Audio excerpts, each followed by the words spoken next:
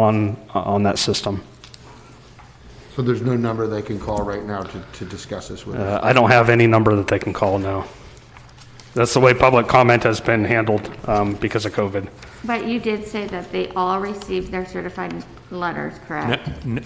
No. Not certified. Here's a problem I Ah. have. But wait, So, before we start this guy, let's just Oh. ask staff. yeah, I've got some staff. Let's I ask got a staff for handful of staff questions, and then we'll open the public hearing, and then I We'll go from recognize, for staff's benefit, that you guys have been working on this longer than I've been sitting here.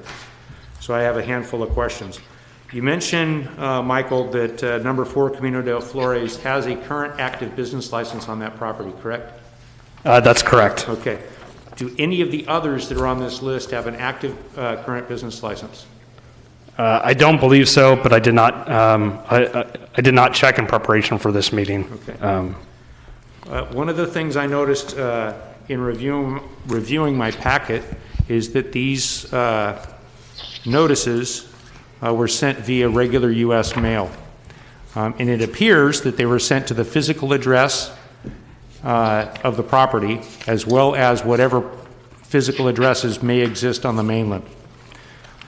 How many letters were sent by staff where people did respond and cure their issues with the city? Well, the first thing is some of those letters did go by certified mail. I know the December 2nd letters, which were the first and final, or the final warning regarding revocation, was by certified mail. We did not get any return receipts on those. So those were for all of the addresses before you. I don't know in terms of the other letters that were sent previous. Some of them were sent prior to my employment with the city. Okay. So I can't speak to the ones that were in 2019, but the ones that were in December 2nd were certified, and the one in December 31st was also sent certified mail. Okay. So they did receive 2 letters in December, one as a final warning, and then the last one was December 31st, which was notification of the public hearing for the revocation of their associated property. Okay. I would like to give a little background on this. When we first started the process of the revocation, we touched base with our host compliance and with the finance department. We figured that there were 65 properties that had not obtained either a business license or any type of TOT payment to the city of Avalon since 2017. After that, we sent priority first mail letters to all 65 properties. Some properties voluntarily terminated their CUPs. Some provided leases indicating that they had been rented out as year-round rentals. Other properties did pay for their business license and didn't provide backup as TOT payments. And these properties coming before you are properties that were sent out first and second letters, and then the city attorney from BB&K sent out the final letter indicating that we would have this revocation meeting. Thank you. So I have a quick question for staff. So right now we have 7 in front of us. There's 6. I removed 236 6. Clarissa, so there's 6 Excuse me. before you. Staff did receive, out of the 11 that finally made the list, 4 of them that had voluntarily revoked, and then this last one that voluntarily So she revoked. said 65, but 11 is the one. 11 is the number that are up for revocation. Correct? That was in the beginning of December. We had whittled that down to 11. 4 of them had, or 5 of them rather, had voluntarily revoked their CUP, and the other remaining 6 are the ones that are before you today. So this is all that's going to come before. That's correct. Okay. How many of the 65 just got out of it completely? Do we know? I'm sorry, how many of How the many of the 65? 65 original is their permit now gone? That they voluntarily revoked or that, do we know? I do not have that information in front of me, I apologize. I just think that'd be an interesting. Yeah. Just- I mean, yeah. Yeah. Did we lose 40? Did we lose 2? Did, you know, that sort of thing. Any other questions for staff?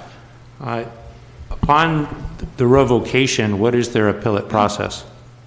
My understanding is they can file an appeal. There would be like a formal application. They would need to pay the associated fees with that and plead their case, and staff would set up a new calendar item to go through the appeal. They would essentially appeal to the Planning Commission and can have the Planning Commission reverse that decision. And at that time, my understanding too is if you reinstate the conditional use permit, that you could also apply any additional conditions on that.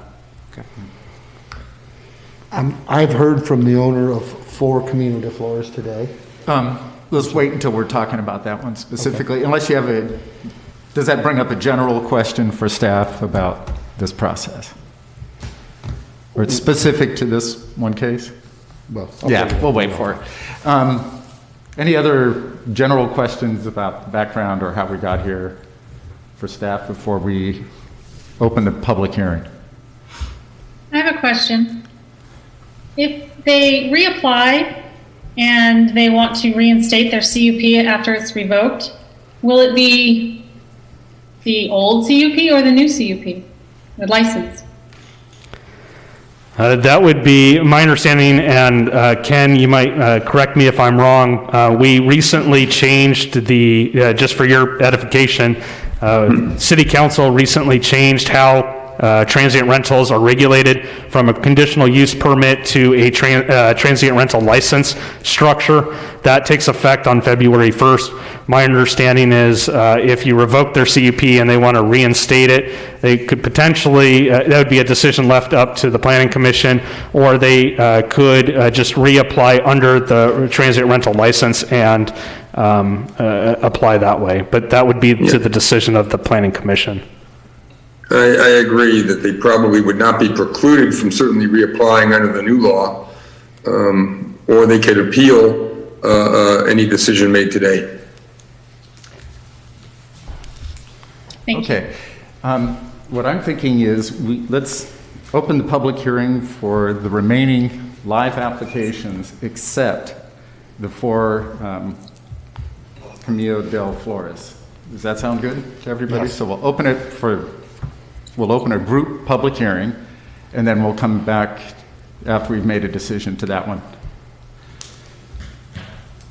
So I'm not quite sure how to frame this, but we're opening the public hearing for the revocation of conditional use permits as a package, as I just described.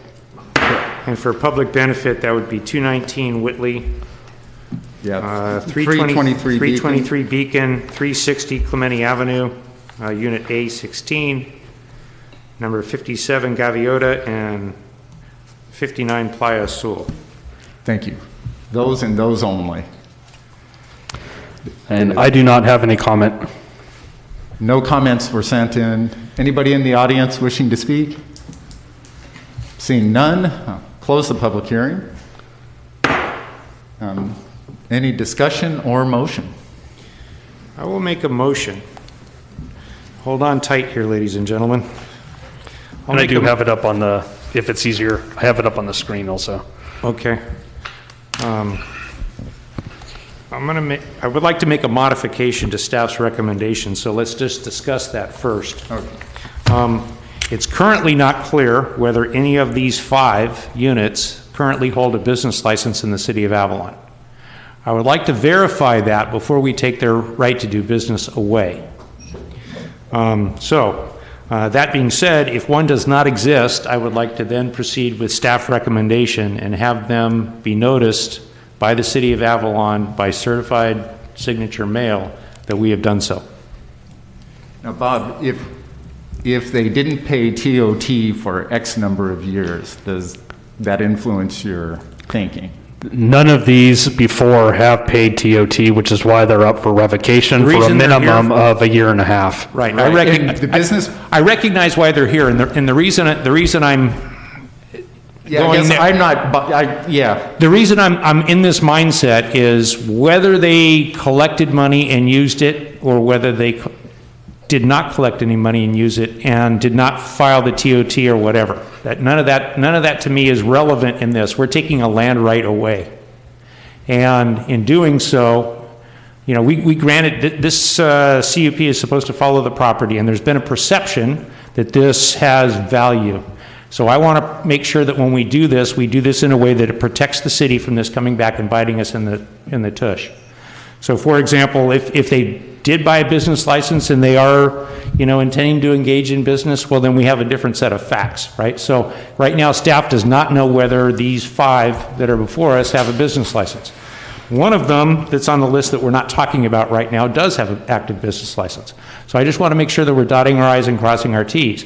One of these properties, and I don't want to dig through the stack, there's several property owners. Did we give all 5 property owners their notice? Yes. So all 5 have been given certified mail and In each one of the staff reports, there's copies of, in some cases, 4 letters went out. In other cases, there was 5 letters that went out.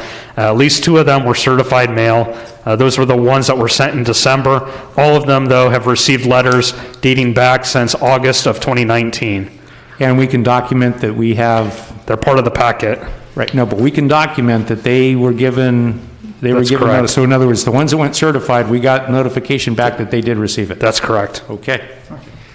Okay, I understand your motion now, if Yeah. you want to. Okay, I would second this motion. I mean, did you go ahead and make the motion, I guess? Or was that your motion? That was my motion. Staff recommendation, and just add to it that we're going to verify that business licenses do not exist and that we give them this determination via certified mail. Okay. I and- think one thing we're not seeing here is that for the last year, 9 months, 10 months, COVID's been going on. So you have people that may have bought a business license and haven't rented in the last, year. So you haven't seen a tax turned in, and now we're gonna take away their CUP. And 4 Camino de Flores is exactly like what I'm talking Okay, about. and you So, second? I second the Bob's motion. motion, yeah, that, we check that out first. Okay, so now we're doing discussion on the motions.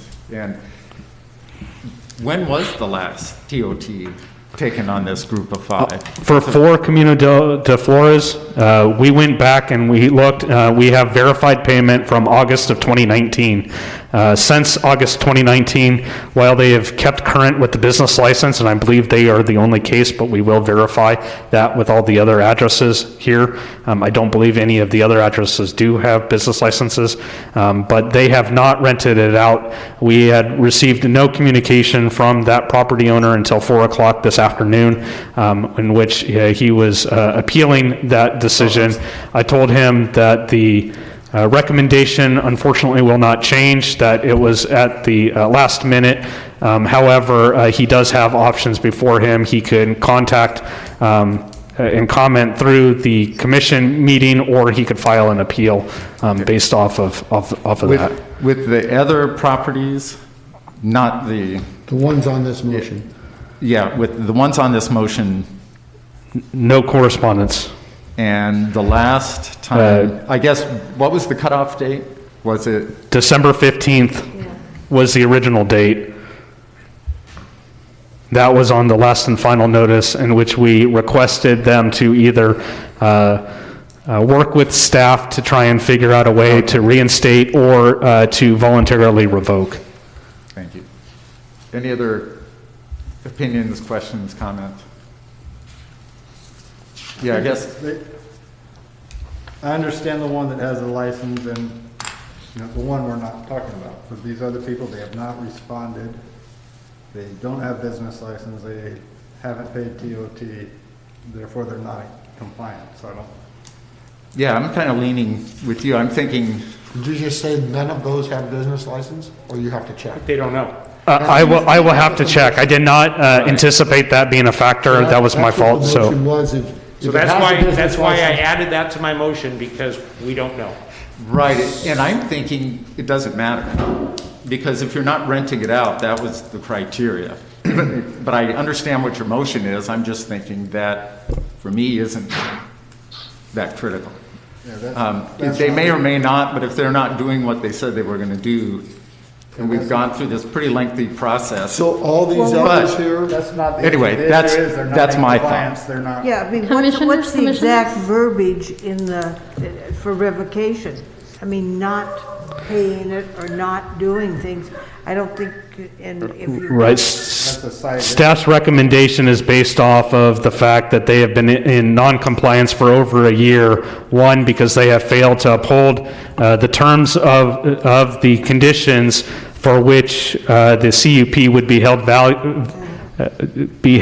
valid, which is codified in the Avalon Municipal Code, regardless of whether they had an active business license or not. But I understand we can certainly go and verify that for the 5 that are up outside of 4 Camino de Flores. But you did state that you got a return saying they received the letter. They've all received. I did not get anything that came back that said that they did not receive anything. I've received no communication on those. They were all sent certified letters. When you get a receipt certified, saying they have received it. yeah, so you have the paper saying they received it. We have all the paperwork. Okay. Okay, any more questions about the motion? And the reason I'm agreeing with Bob on this motion is because of COVID, there are people that haven't sent anyone out for a year. And like with this other person, if you quit renting in August of 2019 and you weren't having anyone else out for the year because you were using it when you got into the COVID year, But well, hell, no one's coming. you still have to file a 0 every month, even if you're not renting it. And so I do understand what you're saying, but regardless if you rent it or not, you still have to put for the month of November, 0, if you didn't rent it, so there's always a paper trail for, that it's active. I know, because we do that every month regardless even during COVID when we were shut Is that law down. that you have to file it every month? We file it Even if it's every, 0, or if it's 0, do you not file it?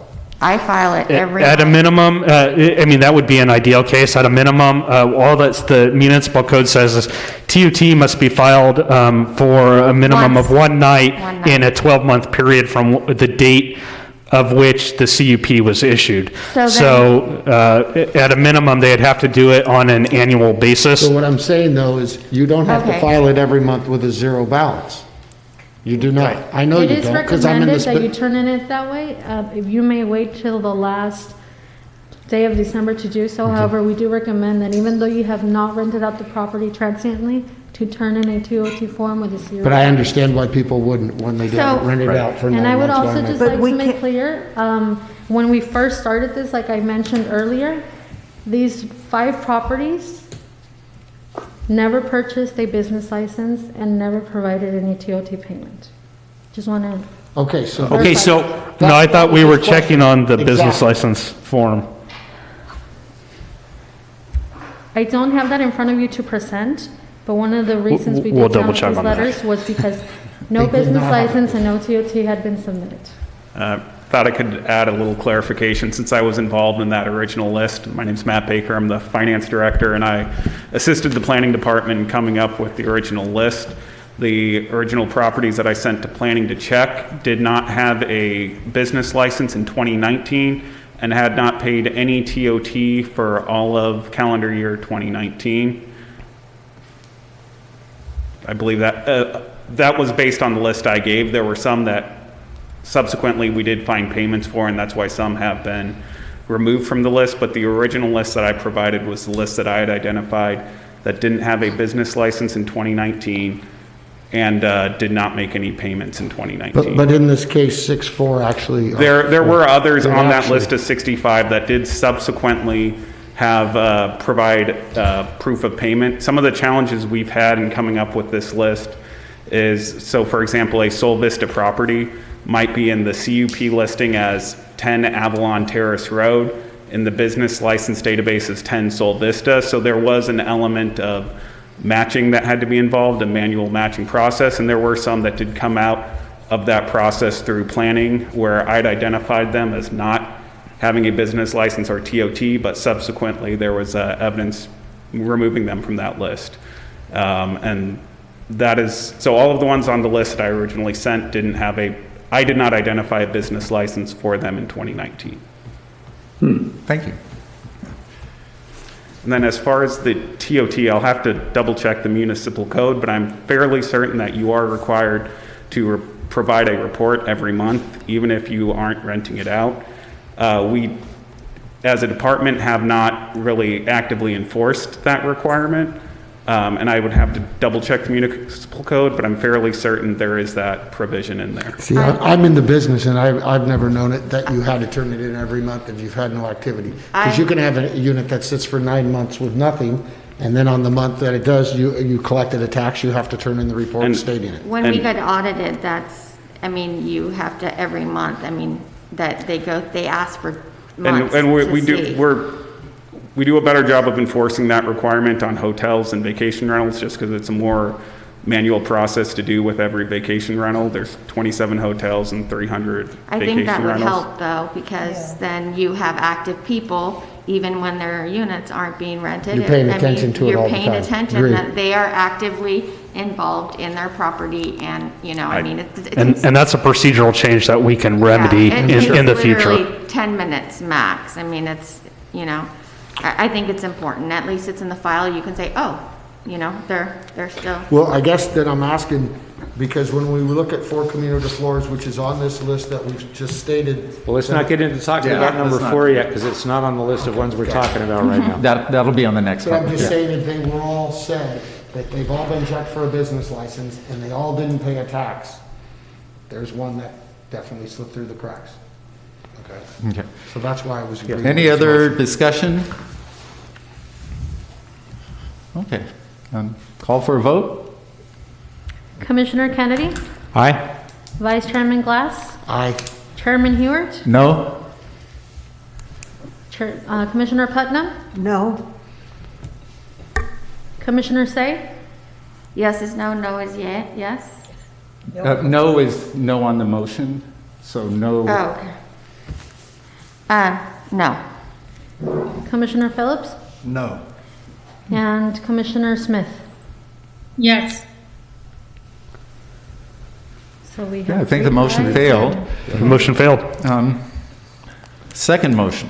Anybody else? Not a second, but would someone like to make a motion? That's different. I will make a motion to go ahead with the revocation of 430, 219 Whitley, 323 Beacon, 360 Clemente, A16, 57 Gaviota, and 59 Playa Azul. Do I hear a second? I'll second. Okay. Discussion. It's kind of the reverse of what we just discussed, but still, something may have It is the occurred. reverse of what we just It's discussed. the exact opposite, yeah. Do we have a city attorney on the line, or no? I do have the I'm city here. attorney on the line. Where do we leave ourselves as? Well, I'm not the city attorney. I'm representing the commission at tonight's hearing Okay. Do we have our city attorney? for these matters only. Okay, so my question is, what liability does the city have if we collected revenue for a business license and then revoke a permit based on that business license? Well, generally, they're two different animals. One is a sort of a land use issue of what they can do on the property. Most business licenses, I believe the Avalon are for raising revenue, not necessarily regulatory, and someone might chime in on that, not being a regular city attorney. But there's certainly the obligation to submit the TOT taxes and rent the unit out once a year is clear. That seems to be the prerequisite that I'm reading into it. Thank you. Thank you. So basically, they haven't complied with the municipal code application of the CUP, the conditions that is required by not paying. So that would be, Enough on its own. Well, it's by not renting it out for a year's time. but one question that just came to my head. So they were giving enough warnings?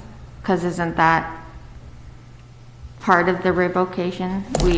A certain amount of warnings that is required? They were giving 2 letters via sent priority of first mail, and the final letter sent out by BB&K.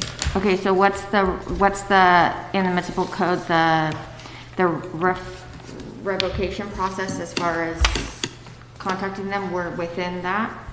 Yeah, the letters that were sent out, there were 4 of them. There was one dating back as early as August of 2019. Again, in October of 2019, they received another one in December of 2020, and a final more notification of the revocation hearing in the end of December of 2020. Each one of those letters outlined that they were not in compliance and that there were certain options or obligations that they had, that they could either voluntarily abandon their transient occupancy rental CUP, admit that their CUP had lapsed due to at least 12 months of non-use and request the CUP be considered for renewal, or contest that their CUP has not been used in the past year, provide, or that it has, rather, provide evidence of use and appropriate payments to the city, plus all applicable penalties, and request determination of the CUP that they believe is still valid. There was a request to have that done by December 15th. Again, we've received no communication from that property owner until 4 o'clock today. Okay. Any other questions? Discussion? Okay, seeing none, call for a vote. Commissioner Kennedy? No. Vice Chairman Glass? No? Chairman Hewart? Yes? Commissioner Putnam? Yes, Commissioner Say? Yes. Commissioner Phillips? Yes. And Commissioner Smith? Yes. Righty, we have 5. Motion noes. passed. Okay. Next, if you could do a separate staff report for number 4, Camino del Flores. Before we do, Michael, again, because I'm just getting a text from this person on 4, how they get a hold of you to ask, you had said Avalon what? It's avalon.granicusideas.com. What? Granicus, Granicus, ideas, IDEAS.com. Avalon, .granicus.ideas.com. okay. And if you- There's a link on the agenda page itself also. Okay, okay. Yeah, he was informed of that as well.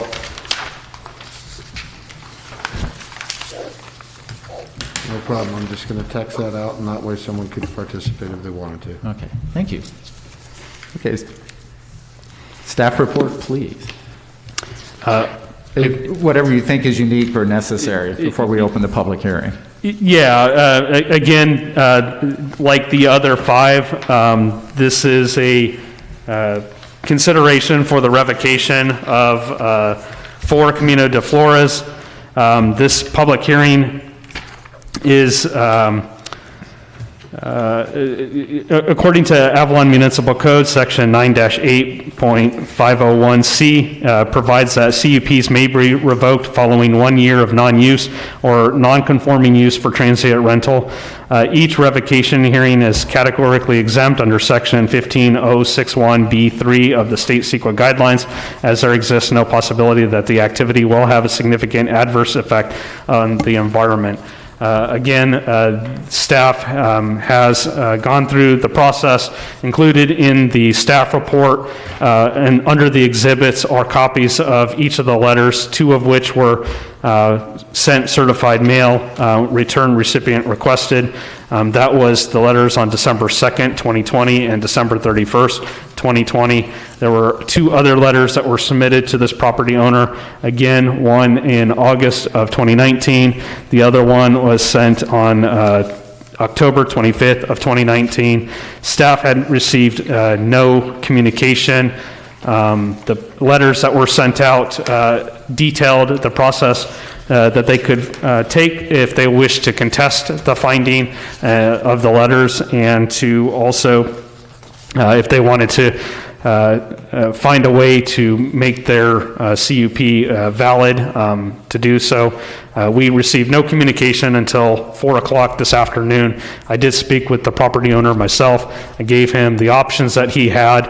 At this point in the game, really was to either submit comment requesting and pleading his case to the planning commission, because it's not my decision to make, or he could file an appeal should the planning commission elect to revoke his permit. So with that, Questions for staff? I do have a question. So you said in August 2019 was the last payment, right? August of 2019 was the Okay. last payment. So then, so 4 months later is December 2020, right? Or 5 months later is January 1, 2020.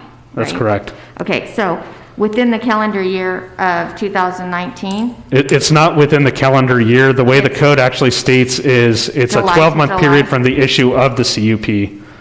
so can you find out if he was within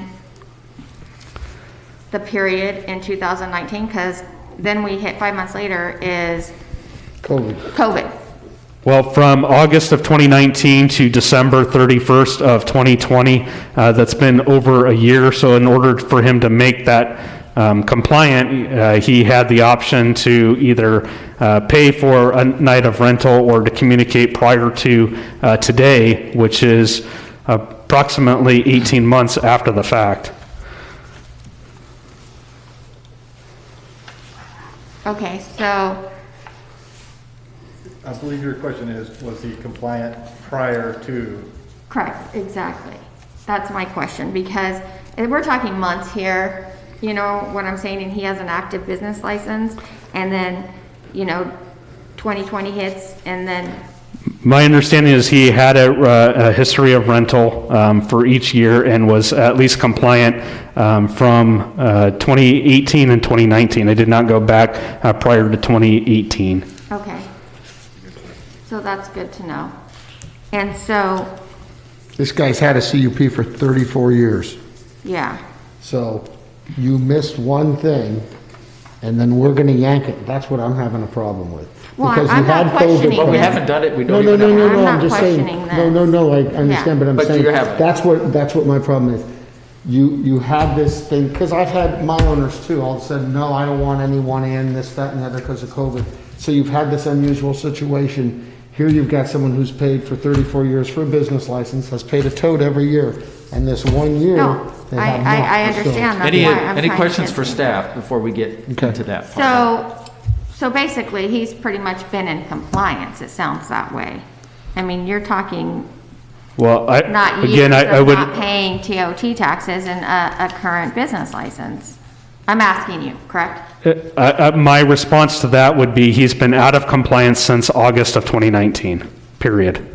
The municipal code states that every 12 months, they need to have a minimum of one night rental in order to, that's their obligation in order to keep that conditional use permit valid. Now, it's the planning commission's decision as to take further action on that, but my response is only pointing to the code and showing that they've been out of compliance since August of 2019, which was when the last TOT payment was recorded.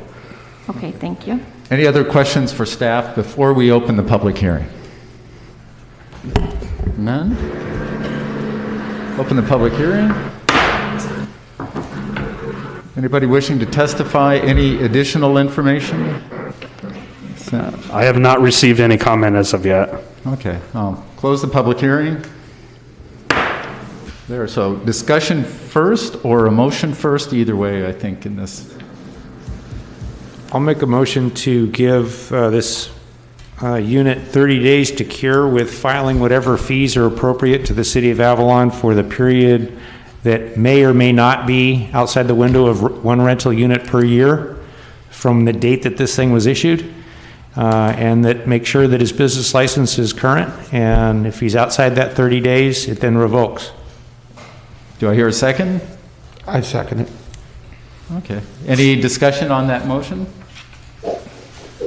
Call for a vote? Commissioner Kennedy, Aye? Vice Chairman Glass, Aye. Chairman Hewitt, Yes? Commissioner Putnam, Yes. Commissioner Say, Yes. Commissioner Phillips, Yes. and Commissioner Smith. Yes. Thank you. Okay. Thank you. Does the commission want to continue the matter over to another date and have it set for staff to come back and show whether or not he came in and did these things? I think just information would be good. It seems, I think the motion was clear enough that by that 30th day, Staff can something make- happens and it's Well, so kind of a let's staff. tie it to our next planned commission meeting, because it will require commission revocation, correct? Or I think My that might have concern been is we one. don't want to have lose jurisdiction and have to re-give notices if we're. Right, I'm thinking. Right. No, Didn't this So this- revoke it if It they? will revoke if they don't cure in 30 days. That's how I okay. Yes. understood that. Do we want to say Got it, 30 days, okay. or do we want to look at a calendar and be sure Yeah, that because that's we, where Yeah. our next meeting is? Yeah, don't worry about our next meeting. Let's Okay. just stay 30 Yep, days. is 30 days. Okay. 30 days is fine. Or we could amend the motion. I think 30 days is. I think 30 days. 30 days Whatever is ample. staff determines is 30 I think days. that's fair. That's the only thing I'm saying. Okay, and then the decision was made, and Yes. then you can just report how, Yes. the result. Thank you for that question. Okay, the next, And do we have Isaac public hearing on? number 2. The staff. And I will be excusing myself now, and thank you, everyone. Thank you, Ken. Thank you. Okay, bye-bye. Thank you. Thank you, Ken, and yes, Mike, this is Isaac, and I'm on. Perfect. And just for all of our commissioners to remember to just talk into the mic. I can hear you, but it's faint.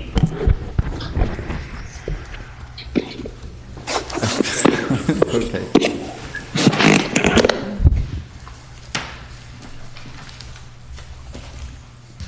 Okay. If you can, staff report on item number 2. Item number 2, the public hearing is a request for a conditional use permit and coastal development permit to allow the renting or leasing of a room or rooms with or without table boards in a dwelling unit for periods of fewer than 30 consecutive day duration at 39 Playa Azul, Building 13 within the Hamilton Cove condominiums. The owner, Kathy Patterson, is present in this meeting. And the property is located within the low density residential zone. The property contains 2 bedrooms and 2 bathrooms and is developed with a residential use consistent with the general plan and is allowed under the 2021 growth policy. The property manager for this unit is Hamilton Cove Real Estate and Vacation Rentals. The property is located within Hamilton Cove, which contains approximately 185 units. The Hamilton Cove Homeowners Association generally allows transient rental use, as evidenced by the fact that over 65% of the units within the development has been granted CUPs for transient rental use. A saturation analysis is not relevant for transient rentals units within Hamilton Cove, as the use is allowed under the rules of the Hamilton Cove Homeowners Association. The proposed CUP is categorically exempt under Section 15305 of the state CEQA guidelines regarding minor alterations and land use limitations which do not result in changes in land or in density. The project requires a coastal development permit under Section 9/8.102, Sections B, 2V of the Avalon Municipal Code. The project is within the 300-foot appealable zone, and the proposed change in use conforms to the certified local coastal plan and complies with all requirements. Staff has received 1 letter and forward to approve the CUP. Staff is recommending the Planning Commission to find the project categorically exempt under Section 15305 of the state CEQA guidelines, adopt the findings necessary as outlined in the staff report to support approval of the coastal development permit, including that the project is within the 300-foot appealable zone, and find the application is allowed under the 2021 annual growth policy. This concludes my report, and I am available for any questions. Thank you, Lucia. Any questions for staff Yes. at this point? This is Isaac. I'm sorry to interrupt. I actually had a clarifying question. It looks like we had a commissioner vacate for this hearing, so I just wanted to make sure if we have noted that on the record. Is there a conflict? And is that the reason we have one commissioner that's left for this item? Vice Chairman Glass has abstained from this item due to a property conflict of interest. I'm sorry, Rocio, I can't hear you. Could you speak? Vice Chairman Glass has abstained from item number 2 of the public hearing due to a property conflict of interest. Okay, thank you very much. My question is, if we approve this tonight, but then we have to do a resolution next month? I mean, it doesn't... We will need to do a resolution next month, Okay, but it's still allowed because the next ordinance wouldn't go into effect until February 1st. And the motion, if approved, would have already been approved That's for this the month. reason I'm asking, because, I mean, Leslie Boutelier, they're in escrow. So if we approve it under the old CUP system tonight, and unless they close escrow by the 30th, I guess, I'm just asking if it's just that they're sort of caught in No, my understanding is regardless of escrow, the CUP would be granted to the property regardless of who the owner is. It's one of the reasons why we had changed the CUP process to a transient rental process, so it wasn't tied to the I'm land. aware of that, but clearly, this is going to be under new ownership.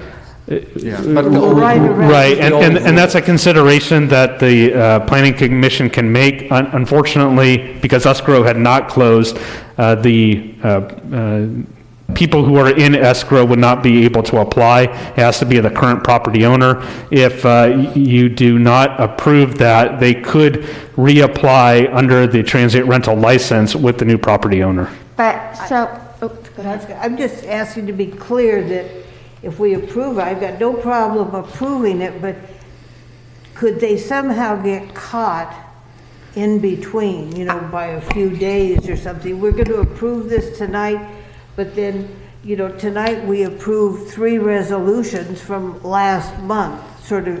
So, I mean, if this, that's my thing, if they're going to get somehow caught in a I don't believe so. Isaac, you can weigh in from a legal perspective, but if the CUP is approved today, the resolution is more of a formality at the next Planning Commission and should not have any bearing on the conditional use permit. That is, just to interject, that is correct. The public hearing is scheduled for tonight. The Planning Commission's considering the application tonight. The resolution comes back with the findings. And essentially, the Planning Commission looks at those to just ensure they match up with the motion that would be approved this evening. So tonight is the action taken by the Planning Commission on the application. So thank you, Isaac. So I have a question. So the applicant is the current owner now. That's correct. So she gets approved tonight, which is January. Okay. Escrow doesn't close for another month. So it's in her name, right? It's in the owner's name, right? It is in the current owner's name right now. So once that sale goes through, that's the first sale, correct?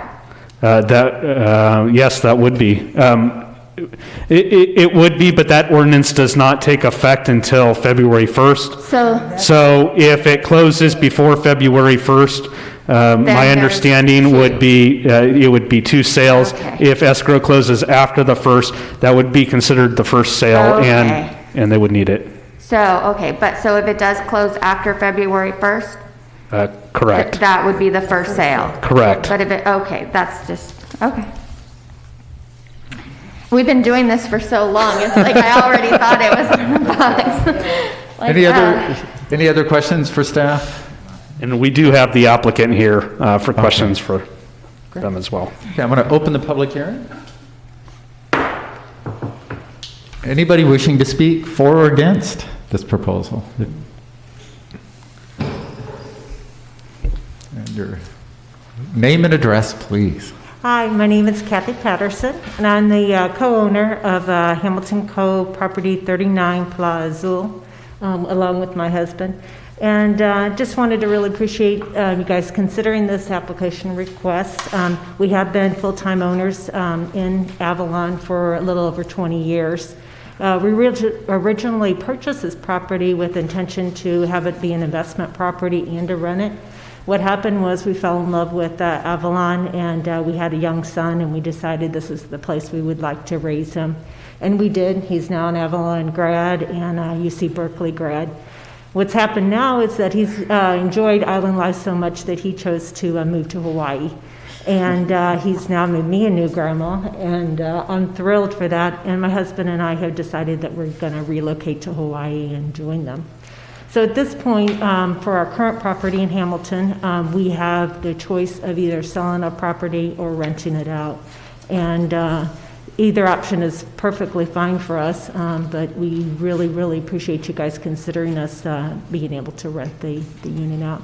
Are you living there now? Yes, I am a full-time resident. Well, that's another glitch, right? No, she's the owner. She's the owner, but Yeah. she's living there. But she's the owner. Yeah, but it's not not a- occupied. It's not a rental. It's not a rental. So that's only. That's only if like if you it's a rent rent. it, yeah, So yeah, if it could be occupied year round. by an owner, yeah. That's what I meant. I was worried about the details falling through the cracks with the changeover of everything. Okay. Any questions? I guess be casual. We hate to see you leave, but we understand.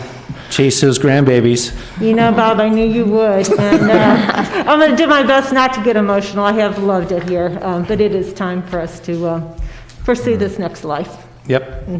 Hawaii's not so bad. We're kind of thinking the same. All right, thank you very much. Thank you. Thank you. Anybody else wishing to speak? Is anybody? I have no comments. Okay. I'm going Did to you- close. Did you get any comments from anyone else? I have no comments. Okay. Yeah, Okay. okay. I'll close the public hearing. So any discussion or motions? I'll make a motion to approve. Second? I'll second. Okay, and that would be with the staff recommendations? That's implied, I'm thinking. Yes. Okay, so a motion has been made and second with the staff recommendations. Any discussion? Seeing none. Rocio, if you could call for a vote, please. Commissioner Kennedy, Yes? Chairman Hewart, Yes? Commissioner Putnam, Yes, Commissioner Say, Yes. Commissioner Phillips, Yes. and Commissioner Smith. Yes. And abstaining from this item, we have Vice Chairman Glass, yes. Thank you, approved. I'll go get Bart. I'll be right Oh, back. thank you.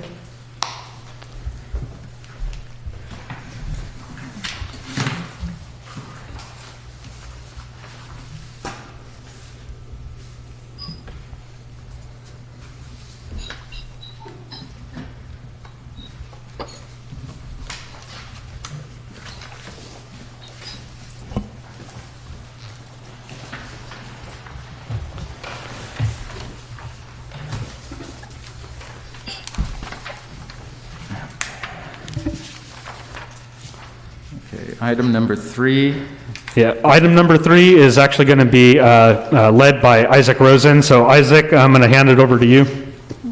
Sounds great. Thank you, and good evening to our chair and commissioners. Can everyone hear me okay? You can just nod. Okay, great. So at last month's meeting, we came back with a discussion item. There had been questions from several of the commissioners about trying to make clear with respect to our ADUs the difference between our agency and our approval requirements under state law for ADUs and JADUs, junior accessory dwelling units, and water allocation, which is handled on the island by Southern California Edison. So at that time, we between planning's office and the city attorney's office, we talked about language to insert within our adopted ADU ordinance, which the Planning Commission considered at a public hearing a year ago, actually this month, so last January, to say that an ADU or JADU needs either confirmation from the water provider, here Southern California Edison, that there's sufficient water, or that no water allocation is required.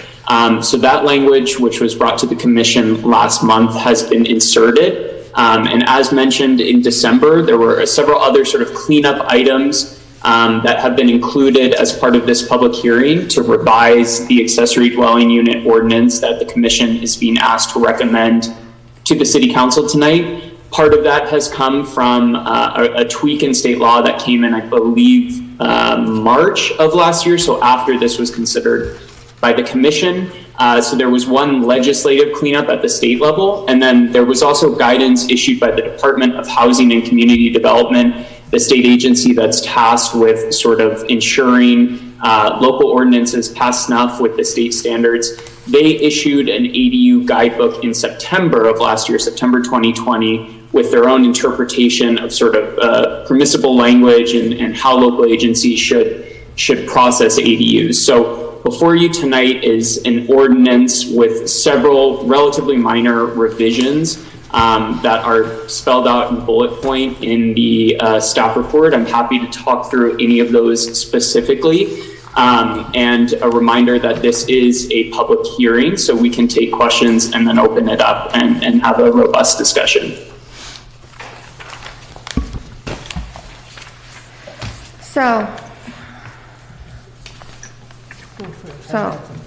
Okay, so I'll ask you, Isaac, I guess. So reading through this, to me, what I see now is that every ADU needs a letter from the Edison, correct? I think there are, oh, go ahead, Michael. No, go ahead, Isaac, my apologies. No, I was just going to say that ADUs that need a water allocation, yeah, the city would want to make sure, like other forms of development, that there were sufficient water for those units. See, that's where see, that's where I'm confused. So does the city determine that? On the water allocations, no, that's Southern California Edison. So my question was, so every ADU that comes to the planning department the application will need a water. Not necessarily. There are some examples that I can give you in cases or instances where water allocation may not be permitted. We will always default, if we are unsure, to have the applicant double check with Southern California Edison, more as a precautionary measure to ensure that no allocation is needed. But one good example of an ADU that would not need an additional water allocation is, let's say you've got a 4-bedroom house, and what you wanted to do was reconfigure that so that 3 bedrooms rely in one unit, and with the JADU, which is basically kind of a reconfiguration of that space, you reallocate that last bedroom, that 4th bedroom, to the JADU. So that's you're not adding any new bedrooms, so there's no water allocation that's needed for that. So that's just like in regular building, correct? Like if you're going to add something upstairs and you take away a bedroom, you're going to add a bedroom upstairs and you take away a bedroom from downstairs. Right. You could swap them, or you can reconfigure the space if you've got separate access and you just wanted to kind of block that off and modify the existing space. The bigger issue comes whenever there is a new bedroom that's being proposed to be built, that will always require an additional water allocation. Correct, and that's why I wanted the clarification, because in the beginning, that really wasn't the clarification that we had. It has been a couple of years, so. Right, so to avoid that ambiguity, was the recommendation of the commission. Because the whole point was to create housing, so, but I know we have a water crisis. And then on top of that, did you find out about the water? Did I find out about what? Because I know there's a list of people wanting to build. They do have a list. There has been no status change on that wait list. They are moving closer to releasing some additional allocations. I did speak to Ron Height with Southern California Edison. They were going to put in an appeal to the CPUC to allow some additional allocations while they're waiting on findings for the modifications to their safe annual yield. As soon as they get the approval from the CPUC, then they will continue to go down that list and reallocate or issue additional allocations. Okay. But as of this week, I have not heard any updates to that status. Well, thank you for clarifying that, because it's pretty clear now. When you said additional allocations, the number one on the list, I believe, was the Island Company, and it was a large, was it not? Yeah, what I am not clear on, though, is necessarily how they prioritize that list. So I know that that's towards the top, but they might have a smaller amount of allocations, and they could potentially prioritize housing over other types of projects. So I don't have that information on how they start to go down that list based on the availability of water. That one is also a very large allocation. I believe that is 8 acre feet. And so something that might take half an acre foot might get moved up if they've got an acre foot of water to allocate. Does the city have control over any other decisions, or is that, I know in other places like Long Beach, there are a lot of people upset in Long Beach because they have nothing they can say. It's the state calling the shots. In terms of water allocations? No, in terms of building, in terms of an ADU or building something. No, actually, I think we have a very liberal ADU policy in place now. The commission and the city council have done a phenomenal job at trying to make it as easy as possible to build and to develop. The bigger issue that we face is really in regards to land availability and water allocation, and that is the single most limiting factor in development here. Okay, but if somebody wants to build something, when could the city say no? I mean, I understand if you have to get water for new construction, so water would be the only method we'd have to control something, right? No, you can always, anytime something needs to come to site for a site plan, the planning commission can always look at that development and either place additional conditions on that, or they do retain the right to deny the development, the proposed development. Well, see, in So Long Beach, I can hop in there, Mike, just for a sec. So the way the ordinance is structured, we have a whole bunch of state standards that we have to follow, that with the goal, of course, to make it easier for ADUs, but that is based, of course, as we've been discussing, on the sufficiency of utilities, and that's baked into the state law. But the way the ordinance is structured, we meet these state law requirements, and if an applicant comes and can meet those standards, they're either eligible to receive, pending utility sufficiency, a building permit from us or a ADU specific permit from us.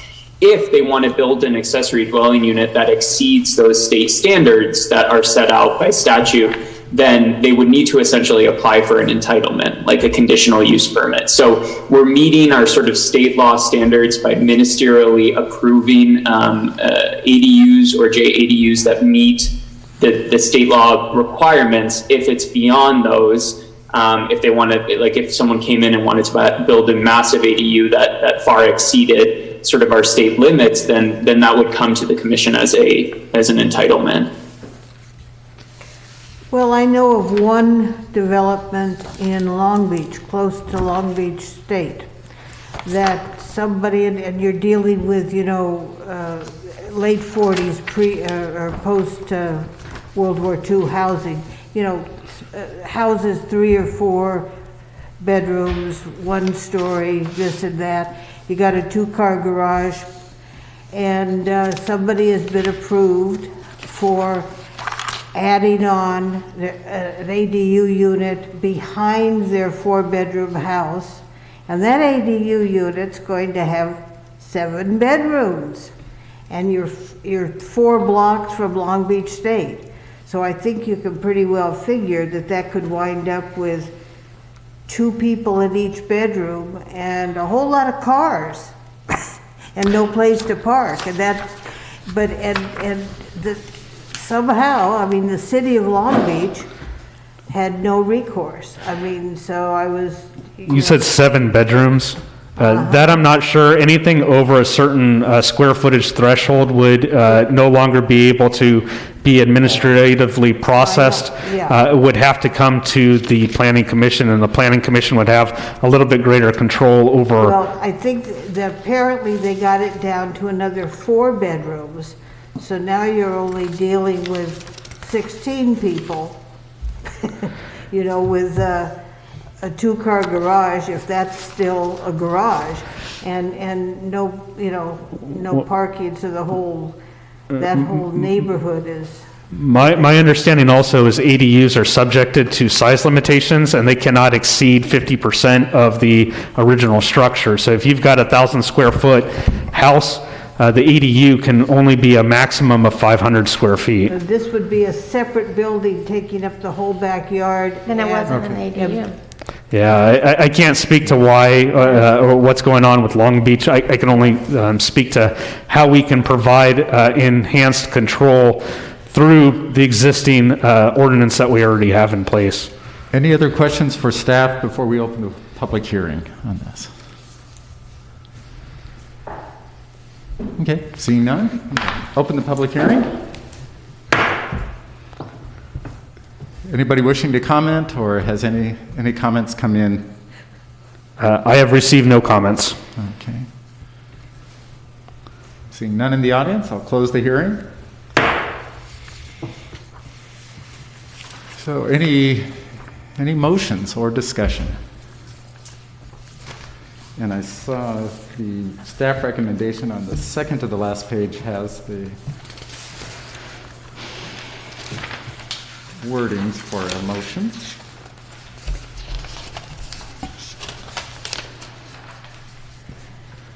Just above attachments. If somebody would like to make a motion.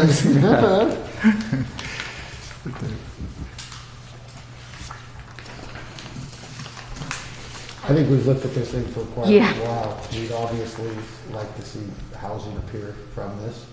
Unfortunately, on this island, water is always going to be a problem. So you're not going to see as much, I think, as what they wrote the bill to do. And land. And land. Yeah, let's not forget land. But other than that, I think I'd make the motion, staff recommendations. I'll second. Okay, and that was to make a recommendation that City Council amend Article 6, Chapter 5, Title 9, etc. Okay, so it's been moved and seconded. Any discussion? Seeing none? Call for a vote? Please. Commissioner Kennedy, Yes, ma'am. Vice Chairman Glass, Aye? Chairman Hewart, Yes? Commissioner Putnam, Aye. Commissioner Say, Yes. Commissioner Phillips, Yes. and Commissioner Smith. Yes. Thank you. Okay. Pass.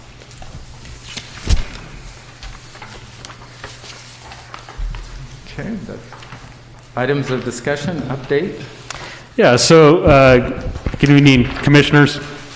This next item is a discussion. It's really an update on the transition from regulating transient rentals from a conditional use permit to a transient rental license. There's a couple quick updates that I wanted to provide everyone, and then I do have a couple of items up for discussion.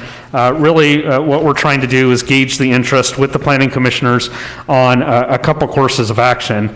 The first thing I wanted to highlight, though, is in regards to fees.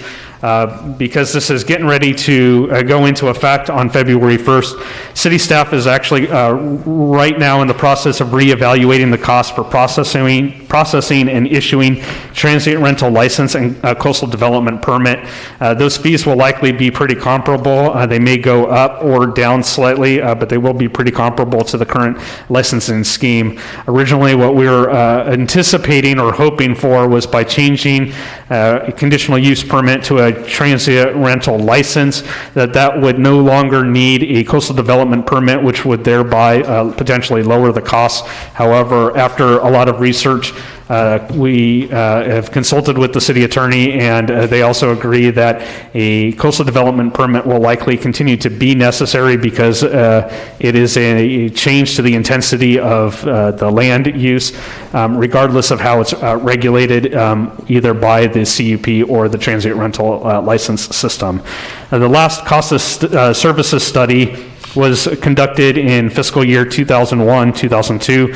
So it's also one of the reasons why we're going back and just looking at how that was previously assessed in terms of the fees, and then looking at what the processes are now. There is the potential to potentially lower some of those, even though labor has gone up since 2001. Some of those processes that may have been streamlined, and so we're looking at how that's going to impact. We will also be assessing an additional fee for renewing the rental licenses on an annual basis. This will likely be very comparable to the same amount of the renewal for a business license will be, so it should be pretty nominal. We will be updating this fee schedule for the transient rental license, and we will be proposing that to City Council, which is the approval authority, either in late February or early March. While we are evaluating these costs, and until they are adopted, the original fees will continue to remain in effect as per the ordinance that was passed on there. So I just wanted to give the commissioners an update in terms of the fee.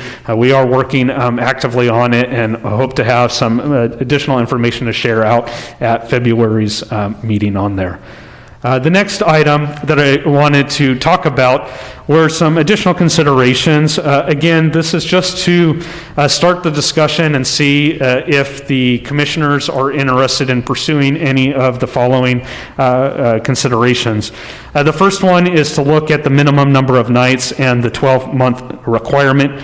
Currently, the Avalon Municipal Code requires transient rentals be rented out at least once in a 12-month period.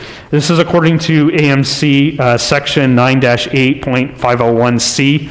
City Council has requested at the last meeting when they adopted, not at the last meeting, at the meeting that they adopted the ordinance, that the Commission discuss and make a recommendation on the potential increasing of the minimum rental threshold.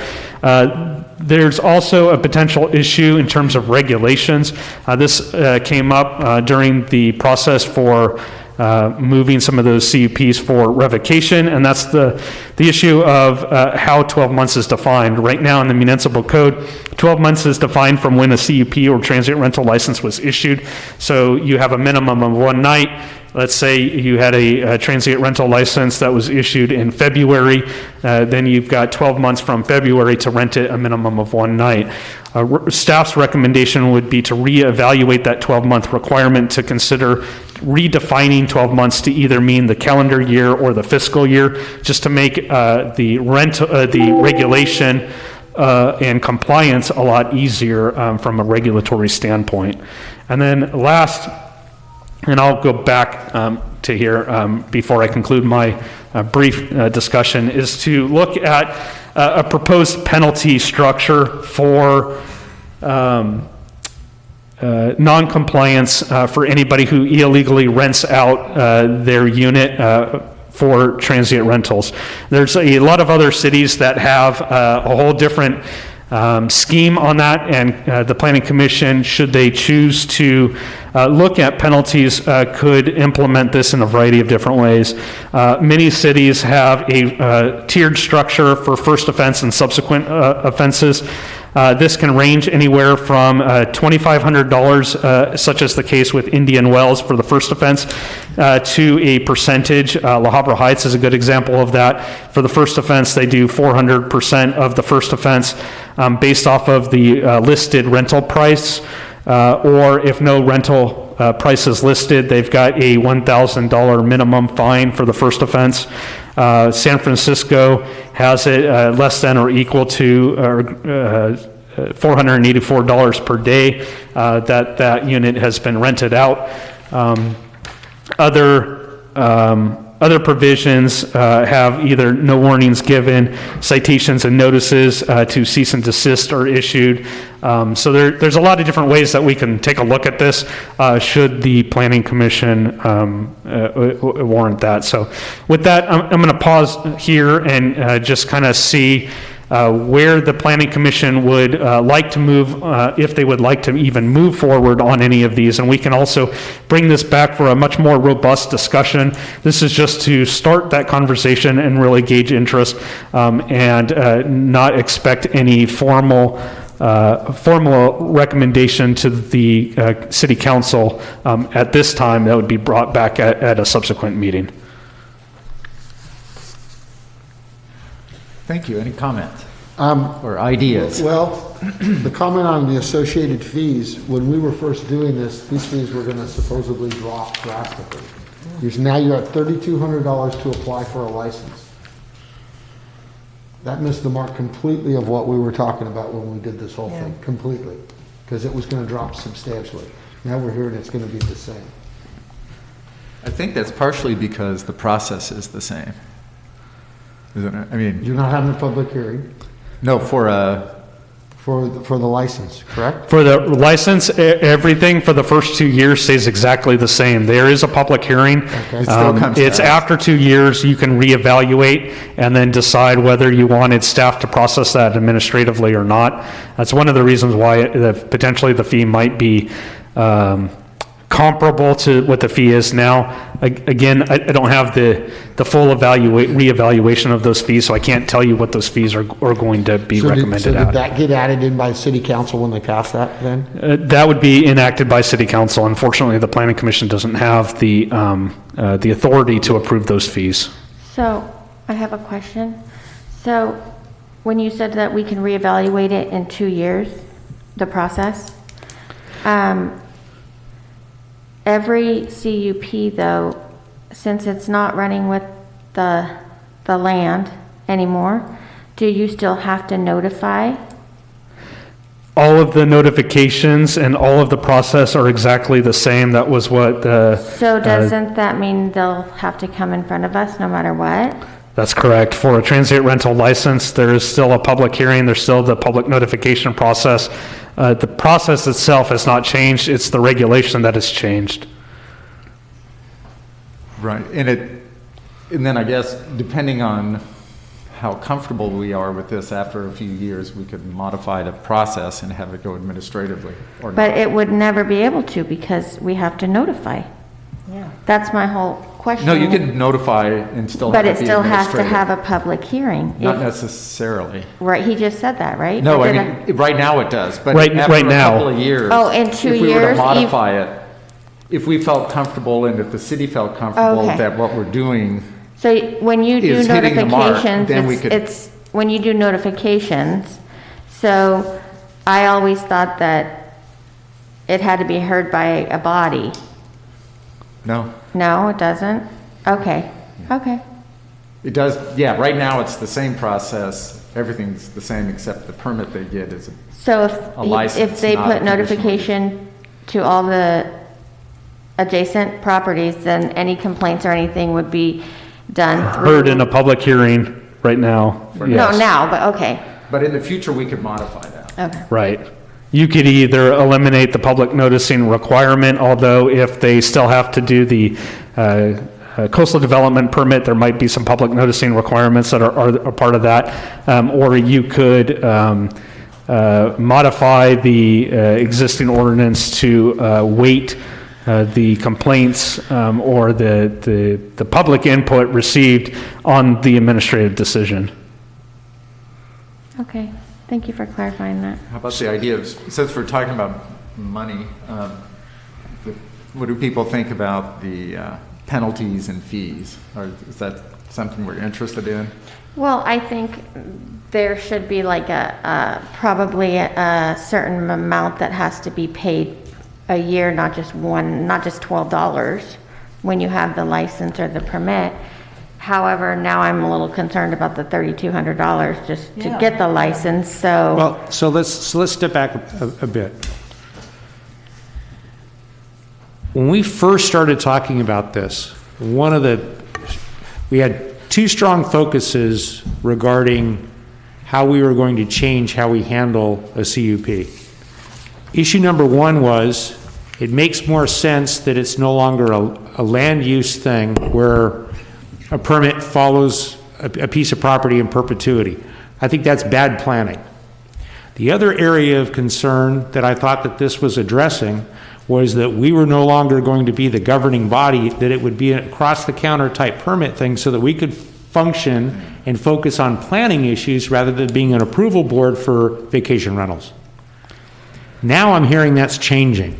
And that's going to And that concerns me only, and now there's a reason why. I mean, either when we started down this path, we didn't do our homework and know what we were up against, or two, the rules changed.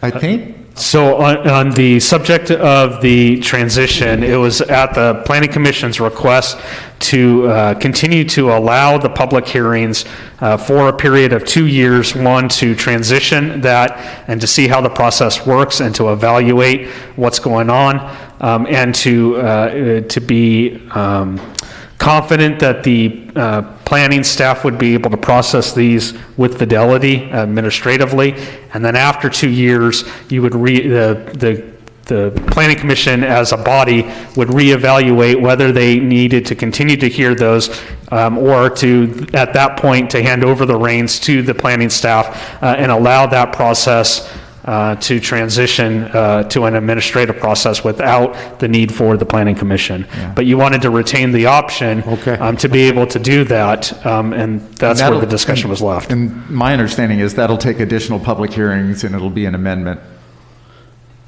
to the ordinance. It's not something that's going to happen automatic. Okay.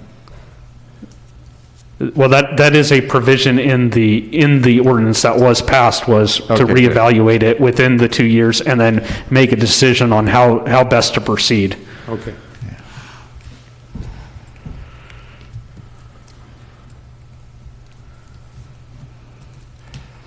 I have an opinion on the fiscal year versus the date of the permit. I mean, I'm thinking whatever the city normally does, just try to fit it in, because if our goal is to one day have this be done administratively, easing everything makes sense. So figure out if, the city wants fiscal year or calendar year, whichever one they want, but try to make it so everybody's on the same year. Yeah, business licenses are due on an annual basis on a calendar year, and we would recommend, because this is almost no different than a business license, that it would follow along the same path so that everything was due at the calendar year. So if we have a minimum of 1 day a year, that's within the calendar year, and if we have or whichever year we pick, that they're all the same, or which then brings up the second question is, if city council wants something a little more than 1 day a year, would it be 1 week a year, 1 month a year, or really or like what? the idea of more than 1 day a year, but right now, I think maybe it's something we could come back to once everything the goes, COVID is. See, I see it a little differently. If I'm paying you $3,200 to apply to rent out my house, now I'm going to buy a city business license from you for $125. Why do we care how many nights I rent it out? If I'm paying you a tax any night I rent it, why are we coming up with a minimum? I'm already paying you, Right. Well, you pay. Well, that's $3,500 just to have the right to rent. Right, and that's a one-time. And the other side of the coin, a lot of times we hear, all these vacation rentals are doing X, Y, and Z, and this just makes it so tough. So now we're going to penalize you that you're not renting enough. You can't have it both ways. Well, here's my thinking on that is, we want to do it so we can get people off the books if they're not interested in renting it. And then when we're evaluating if new people should come in, we're not counting a place as a rental when it's not. It was sort of, when we had 60 folks, it looks like, turned out they weren't really, or almost 60, interested in doing it, but we were counting them as actual active CUPs. So I think it's kind of a housekeeping thing more than, so maybe one day is enough or not, but I think we want to have it built in that if you use it or lose it, and if you pay your one-time $3,500 and you use it for a couple of years and then you just decide not to, we don't need to keep thinking they are. That's my thought. So Is that a one-time? But We're changing it, it's a one-time. Yeah, once you get the permit, But then I the believe business license, then you just renew it for the 150 So- or whatever it is. Well, here's my thought. But it is a one-time it's a permit one. application. So you go in, so you've got a CUP now. So you go in and you want to have a rental license, so you do that. But, so what are you paying all this money for if you already have a CUP? I don't think You don't have to. You're not. You're not. Okay, It's just for new people. It's for people For the getting new it. license. That has to be said. It is, where you're, any CUP already exists, you don't have to come in. But if you sell it twice, then the next person, Have we written that? yes, it's going into. Basic stuff is like. So my thought with Eric is, I understand where Eric's coming from regarding saturation, because that's been a huge topic here for the last 8 years. And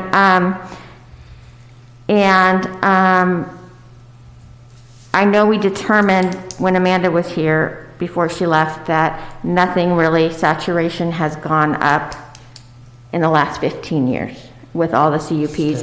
And now we just dwindled a few out.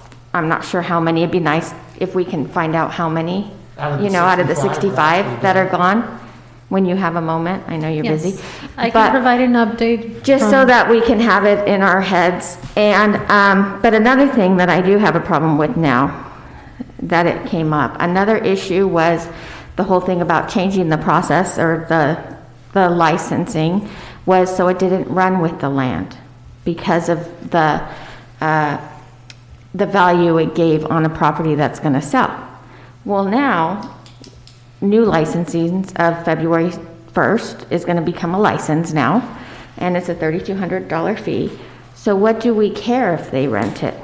Because, but it doesn't go with the land. A lot of, you know what I mean? It doesn't, it's a license, like if you get a business license. If I get a business license for a business, because a couple of days, a month, I might sell, don't even get me started on selling things in this town without business license. Yeah. But anyways, a couple of days I open up and I sell something, then I have the business license, because that's the legal thing to do, is have a business license, pay your taxes, do things above board. So regardless, I mean, the city can't tell me how many days I have to open. Yeah. You know what I'm saying? But It's just you're my not- right to. You're not cutting into housing, though. I think the TOT is But a we way to just- make up for taking away housing. If you But we- have to give some, But if you're just taking because- away housing, you need to be able to pay the Just TOT. because someone says they're gonna vacation rent your house, you're not taking away housing, because they were never gonna rent it to you to begin. But I'm saying, I thought They were that. gonna come out and use their own property, so how are you taking away housing? So my whole thing was, so it didn't make the houses, when they sold, valuable, because Yeah. we're taking that away. You know what I'm saying? So now there's that, people aren't selling houses with the vacation rental permits that make the real estate. But now this will apply for everybody. Yes. So if. You get the So even the license. ones that do, yeah, and I guess. You see what I'm saying? You know, You get right the now it's license, it one day a doesn't year. go with the land. So your value of your property isn't from whatever people Right. assume, or. And it's, yeah, it's up to us to make a recommendation if whether Right. we stick to the one day a year or go to 1 week a year or 1 month a It- year. it- But it- we'll open We don't have to decide that now. No, what I was going to say is we don't need to necessarily decide whether, what that threshold should be, if it should be more than one, which is still a condition of approval for the license or for this continued operation of the CUP. This discussion is really just to gauge, is there interest in having a more robust discussion to determine what that is and to provide direction to staff so that staff can bring this back in a much more formalized manner and look at recommendations from the Planning Commission. Could it be like a number of days, a certain number of days a year, or whatever higher as just a flat fee? Does that make sense? But you're already doing that. I gotta pay you a flat fee to buy my business license. Right. And so I use it. If I use that business license, I've gotta pay you the tax. If I'm not using it right then, or I use it for a day or 2 days, I gotta pay you the tax, right? So to come up with a bare minimum, it's just like raising your business license price. This should have been done Well, with I the CUPs. think it would be important to have a more robust conversation about this, because let's think another avenue of this. Okay, CUPs are kind of out the window. We're not going to be collecting any more application fees for CUPs. But we are. But it's different. We're going to sell more of them now, because every time a property sells and it changes ownership, the new applicant is going to be required to make application to the Planning Commission and go through this $3,500 fee process. And I think that that's something that you need to throw in your calculator to figure out, okay, how many units are turning over a year? I mean, how many times do we transfer a CUP from one owner to the next? And that's going to tie you down to how many of that, how many $3,500 fees are you going to collect? And I think, to tie that down to time spent by staff and whatnot to justify the fees that we're charging the consumer, we actually have to actually determine how many $3,500 fees on an annual basis are we truly going to collect. And it's going to go up. There's going to be more of them now. Yeah, it's interesting. I'm thinking it'll go down. You think so? Yeah, and I mean, I really have nothing to base it on other than a hunch. And my hunch is that there won't be a desire to enhance your property to sell it. That may be true. You know what I mean? So or it might just stay the same, but I'm thinking this part of the logic was this takes away the issue that you're getting the permit just to enhance the property It does. for sale. That's not the So only we'll see if reason. that You means do anything. Kathy has something to Kathy? say. I said, that's not the only reason you get a CUP. It helps you pay the mortgage if you buy an expensive property and you want an income stream. That's not so that's wrong about just wanting it to enhance your property value. No, that's been a debate and we don't really know the answer. I mean, it is for some and it isn't for others. But that's already dealt with. Our question. Well, we can't base any decisions on anybody's Yeah, financial and it really didn't status, matter. though. But I get to it. the applicant. And I think it is important to revisit the penalty phase of this. I mean, if the city staff is spending their time drafting, what did it start out with, 60 people that were in the non-compliant category? If you don't have any meat, in the penalty phase of it all, why should they respond? Yeah. Well, and the other thing is, the rest of us, the hotels and the vacation rental businesses that are doing it above board and paying our 12% anytime someone's in the unit, and now you catch people, because they exist in this town, that are either VRBO, Airbnb, that are renting it and just not paying the tax to the city because you really don't know, Yeah. And on those, It's nice to have the one I another liked playing field. when I saw the options was the one that was just clean. It was X amount of dollars if you're not in compliance. That way the staff doesn't have to figure out how much they rented it for. And I mean, it seems like if we're going to do a system, make it super simple. The fine's $1,000. Yeah, $1,000. It doesn't matter how much you rented it for, or $500, or whatever that dollar amount is. And but I agree don't make with it you. contingent on how much you. However, didn't realize the fee was going to be this high. Yeah. So Yeah, true. that's Originally, when we spoke of this was gonna be Yeah, much more. so, I mean, in because line. I'm totally all for that. I mean, I'm sure many people would be willing to pay that for their vacation permit. I mean, but that was before I didn't realize it was, I thought the whole reason, like Bob said, Right. And I think we were reluctant to let go of the process at this point. So as long as we hold on Well, I to the understand about to the that, public but hearing I didn't process, real- it's going to cost a lot. So until we're comfortable. I get it. Yeah. I get it.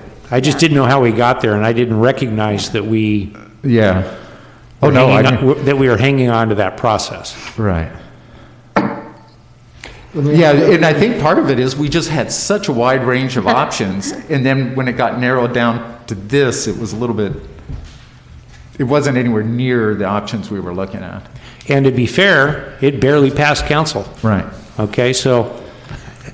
Yeah, so this is what we have for 2 years, and then we'll make an adjustment. Yeah. It wasn't due to lack of debate and discussion. Michael, can't the business license fees offset the application fee in the scheme of how many business, every year, which you've never had before? Why can't that offset a little bit of the application fee, if you will, if that's what we're calling it? I'm not sure what you mean by offset. Well, so $3,200 to get a CUP license, right? To apply for one, is that correct? That's correct. And then, so I have it for 5 years and I pay, I don't know how much the license fee is. It's $100 each year. Is that? Business So license, I'm what? now paying you another $500. $53.75 a year Right. It's how much? for a business license for a transient rental. $53.75. I just thought the money that you're collecting that you didn't collect before, which is the yearly fee. The annual renewal fee will be pretty nominal. It'll be about $140 after you've applied for it for the first time. The bigger issue is, and we can't make a profit. We can only recoup the cost that it takes in order to process the application. There's a lot of staff time that's involved in collecting the information, processing the application, putting together the packets for the public hearing, putting out the mailers, working with finance, and then the other part of that is, and it's a significant portion of that $3,500, is the whole fact that you'll need a coastal development permit. So the coastal development permit has costs that are associated with that as well. Some of those are related to staff costs and processing, and some of them are related to what the Coastal Commission charges. So what we were trying to do was find a way that we could reduce the need for the coastal development permit, which would significantly reduce the cost of the license. Unfortunately, after researching this and consulting with the city attorney, and Isaac can chime in if needed also, it was determined that regardless of how the transient rentals are regulated, it's still a change in intensity of use, which would still fall under the purview of the California Coastal Commission. It's not that we're abandoning our look at that, but it does look like we might not be able to make a strong case for why it's not needed. Okay, thank you. I think everyone here could probably agree on 12 months should be January to, Yeah, the timing December one is good. 31st. It would make it much easier on the city staff to track this stuff. That you don't have years starting all over the place, correct? Does that make sense to So I'll modify the it. rest of you? And then also, do we want to look at adding more days? And more because we're going to have to do this via public hearing, I would assume, or? We would, yeah. So the direction think that I all have of so this- far is you're interested in moving forward with the calendar year, that there is interest from the Planning Commission to look at penalties. And the sense I'm getting is the simpler, the better.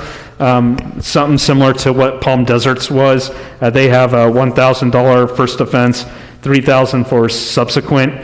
And then in terms of minimum number of nights, sounds like there might be warranted a discussion, but I don't have direction beyond that. Since we're changing the whole municipal code already, can we add that monthly, the tax form should be, Oh, monthly. Well, that already is in the ordinance, it sounds like. It's not enforced. can it be enforced? Because that would help. Yeah, that's more of a process thing on staff. So we will, I'll consult back with. I was always under the impression. Yeah, I'll consult with Matt Baker on how best to enforce that if it's not, and then we can also look at how prevalent of an issue is that. It takes 10 minutes. But I think it would be best, for future issues with problems like this. Absolutely, I don't disagree.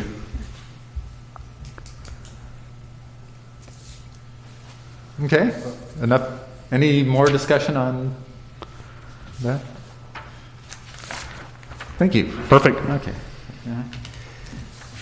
So any reports none from me, from city attorney or planning commission members? Is anybody? I have no updates. Isaac?